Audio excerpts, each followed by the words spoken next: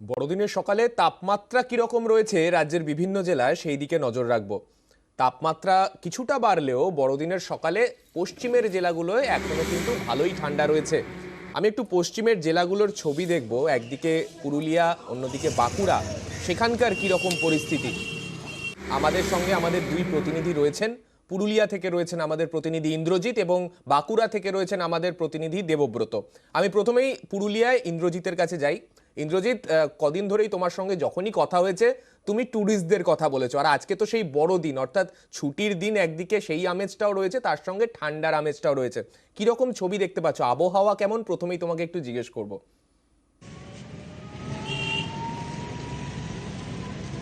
দেখো সান্নিক, সকালের দিকে হালকা কুয়াশা থাকলেও একটু বেলা বাড়তেই রোদ ঝলমলে সকাল, এবং আবহাওয়া দপ্তরের যে পূর্বাভাস ছিল বড়দিনে সেই জাঁকিয়ে শীত থাকবে না, ঠিক তেমনটাই হয়েছে।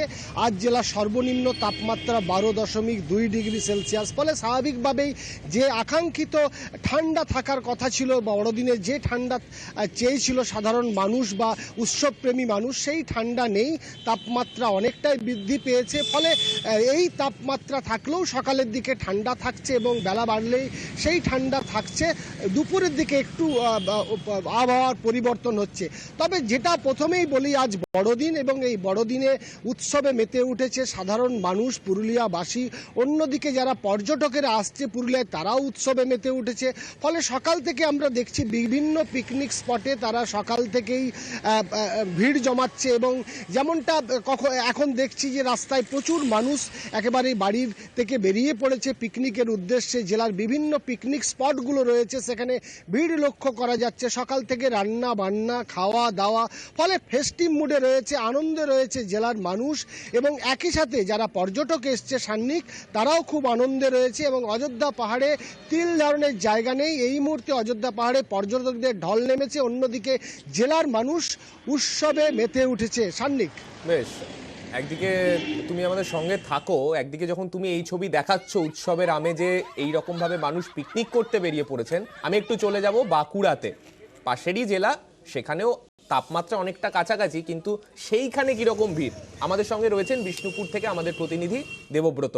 দেবব্রত, প্রথমেই জিজ্ঞেস করবো তোমাকে, ওখানকার কি আমেজ রয়েছে আজকে বড়দিনের সকালে? একেবারে দেখো, এই মুহূর্তে রয়েছে মন্দিরনগরী বিষ্ণুপুরে। বাঁকুড়া জেলা সর্বত্রই কিন্তু একেবারেই উৎসবের আমেজে কিন্তু টুরিস্ট এসেছে, পর্যটকেরা ভিড় জমিয়েছে।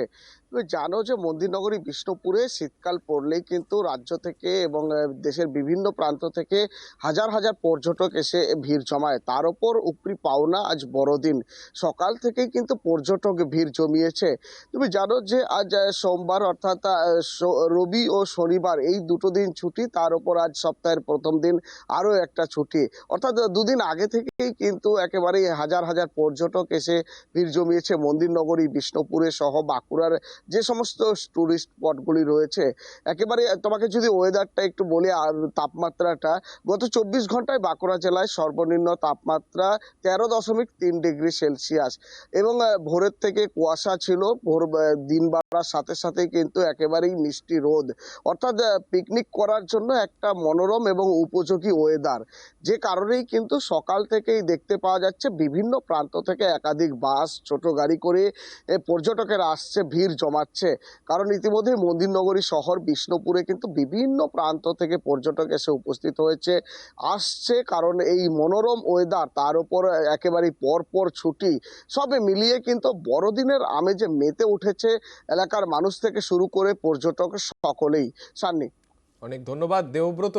একদিকে যখন তাপমাত্রা একেবারে হাড় কাঁপানো নয়, সেই সময় যদি বড়দিনের ছুটি পাওয়া যায়, সেই সময় তো পিকনিকের লোকজন বেরোবেনি। পুরুলিয়া, বাঁকুড়া দুই জেলাতেই কিন্তু পিকনিকের আমেজ একেবারে চরমে। দুই প্রতিনিধি আমাদের সেই রকম ছবি দেখালেন। একদিকে পুরুলিয়াতেও যখন যারা যাচ্ছেন তারা গিয়ে পিকনিক করতে পারছেন এই সময়, পাশাপাশি বাঁকুড়াতে যারা যাচ্ছেন, বাঁকুড়াতেও কিন্তু পিকনিকের ছবি একেবারে তুলে আনছেন আমাদের প্রতিনিধিরা। দেখতে পাচ্ছেন সেই ছবি। বাঁকুড়াতেও যেমন পর্যটকরা যারা যাচ্ছেন সকাল সকাল পিকনিকের আমেজ তারাও উপভোগ করছেন, পাশাপাশি পুরুলিয়াতেও কিন্তু সেই ছবি। একদিকে যখন গতকাল অর্থাৎ 24শে ডিসেম্বর রবিবার ছিল, আজকে পাশাপাশি সোমবার দিন, আজকেও ছুটির দিন, পরপর যদি ছুটি থাকে সেক্ষেত্রে কিন্তু একটু এদিক ওদিক ঘুরে বেড়ানোই যায়। এবং এই একদিন দুদিনের যদি ছুটি থাকে সেক্ষেত্রে যে জায়গাগুলো যেতে হয় তার মধ্যে দীঘা কিন্তু অন্যতম।